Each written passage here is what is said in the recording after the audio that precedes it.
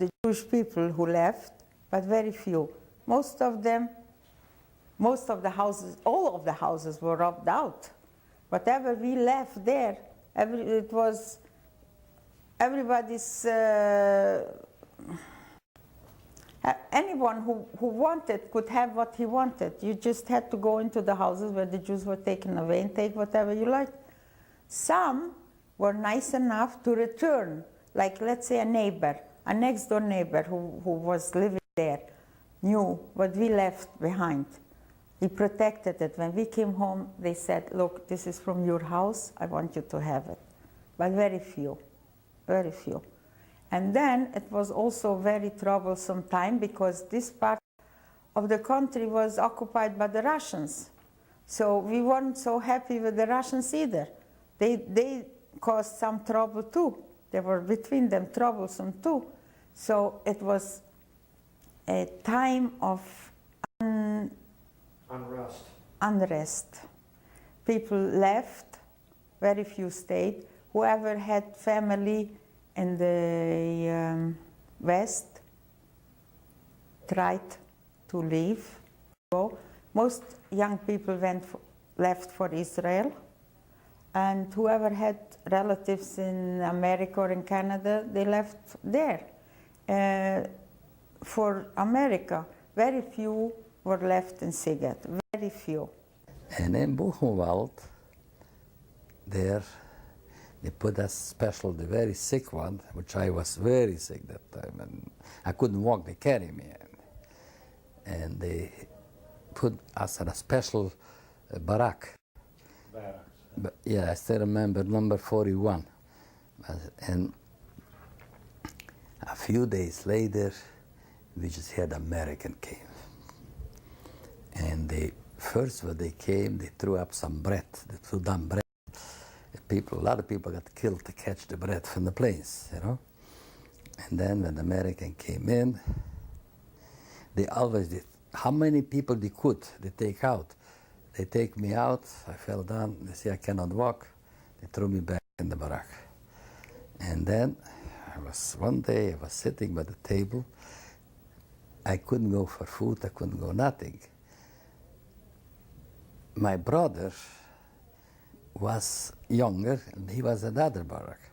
He came in this one to get another portion of food. And I was laying, I had a beard, not shaved, not nothing. He didn't recognize me, and I didn't recognize him. Just he somehow was looking, went a few times up and down. Then he came to me. He said, "Is your name not Mordechai?" I said, "Yes." "Who are you?" He said, "I'm your brother Shmuel." I didn't recognize him at all. And then he grabbed me out from there. How he had to do it, he had to bring me other clothes. The clothing, because ours was striped. So we couldn't go out from this barrack.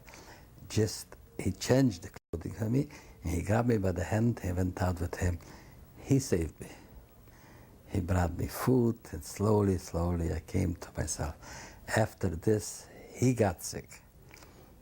And as I told you before, I brought him food, and he was in a hospital, and the 8th or 9th floor. And he told me that he's very hungry. They don't give him food there.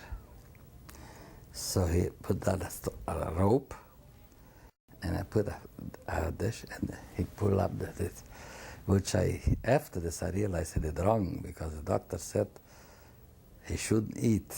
They gave him just so much food that, because he had typhus too. And then we became healthier already. And we was 3 months in Buchenwald till they took us in trucks and took us to Czechoslovakia. When we went home, we went by train. Just by the train to go home was impossible. People was grabbing. I went in the roof. I went from, in Czechoslovakia, I don't know, from to Budapest, and then we go straight. The most of the time I was traveling in the roof. When I came home, there was Hungary. And on the other side, from Ungar, was the Russian already. So what we had to do, I came down with the train. I had to have papers to go to Russia. Who could have papers then? We told each other how to do it. The Russian people, I couldn't tell you how they was that time. Just if somebody, let's say I was at this side, I want to go to the other side. So what we did, we went to the soldiers, the Russian soldiers, because I speak a little bit Russian, and I told them I want to come here. Where are you going? To Prague. Where you live? I told them I live there. Nazad. I had to go back, and that's how I went over. They didn't know what. They fooled the soldiers. And how we had to fool them. Because paper was nothing, nobody, nothing. Just he asked you for where you are. From Prague, go back. If I would say I'm from Bochko, for Luch, he would tell you this way. So I told them I'm from there, for Luch, and where you want to go? I said to Prague. No, back. And this way I went over, I went home. That time at home I find my house was destroyed completely. My sister, the older sister, she lives now in Israel, and this sister, another sister, two sisters was there, three sisters was there, and they lived in Fixler's house, you know. And I was staying there 2 weeks, and I said, no more, no for me. From there, because it was something to see there, what they did with our homes, and what they did with our parents, and nobody's there. Most of the time, I have to tell you something, I don't know if you want it there, I even don't want to talk about it. I don't want to, because if I talk and I remind myself and I see the picture, what I went through, I said, it's unbelievable. Sometimes I sit down to my children and tell them what happened. How could you, they cannot believe, I don't think so. You can believe that this is true, what I tell you. It is something happened to us which is unbelievable to believe.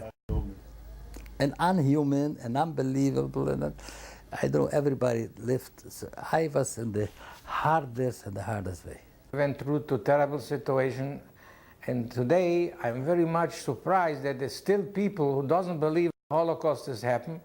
Let me just say to those people who believe the Holocaust has not happened, I had 11 uncles, 56 cousins, and I had one uncle who had 8 children. Not one child came back. Not my uncle, not my aunt, not one of the 11 children came back. And I had one uncle who had 2 children. None of them came back, not he and not she. Everybody went home from where he was to look if somebody is home.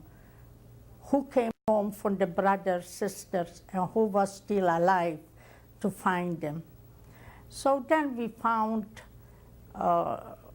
Julia came home, and my brother, Barry was there, and Michael came later. And all kind of stories. When we was in Theresienstadt, one guy came over to me and said to me, you know, I saw your father home, but he had a mistake. That was my uncle.